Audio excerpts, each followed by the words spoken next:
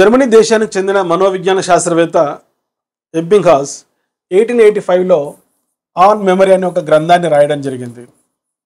ఈ on memory అనేటువంటి గ్రంథం ఎక్స్పెరిమెంటల్ సైకాలజీలో ఒక మైల్ స్టోన్ లాంటిది, ఒక మైలురాయి లాంటిది.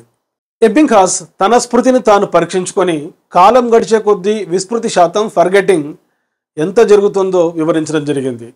ఏదైనా అభ్యసించిన 20 నిమిషాల తర్వాత 47% మర్చిపోతాం, 50 నిమిషాల తర్వాత 50% మర్చిపోవడం జరుగుతుంది.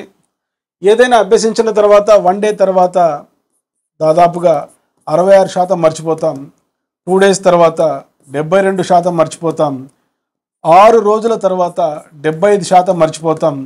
ఏదైనా నేర్చుకున్న 31 డేస్ తర్వాత మనం రిపిటేషన్ చేయకపోతే నేర్చుకున్న విషయాలలో 80% మర్చిపోతామని వివరించారు ఎబ్బింగ్హాస్.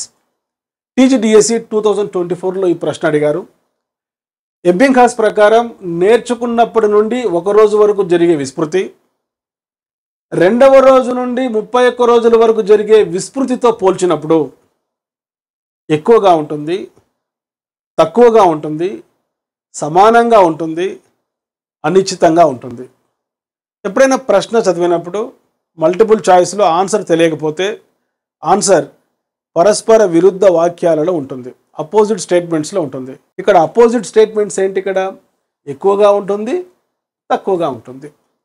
కనుక ఈ 3-4 ఆప్షన్స్ ఎలిమినేట్ చేసుకోండి. ఆన్సర్ ఈ రెండిట్లలో ఉండడానికి అవకాశం ఉంది.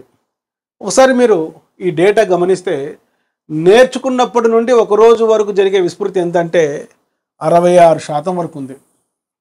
అయితే 2వ రోజు నుండి 31 రోజుల వరకు జరిగే విస్మృతి ఎంతవరకు ఉందంటే 31 డేస్ అంటే 80% మర్చిపోతాం. 14% 1 రోజు తర్వాత 31 రోజుల వరకు విస్మృతి శాతం జరుగుతుంది. అంటే ఇక్కడ ప్రశ్న గమనిస్తే నేర్చుకున్నప్పటి నుండి 1 రోజు వరకు జరిగే విస్మృతి అది చాలా ఎక్కువగా ఉంటుంది.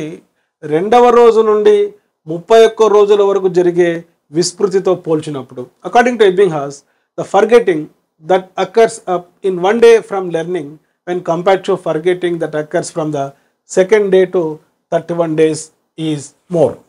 ప్లే స్టోర్లో ఎమిలీ అకాడమీ అని టైప్ చేసి నేడే యాప్ డౌన్లోడ్ చేసుకోండి.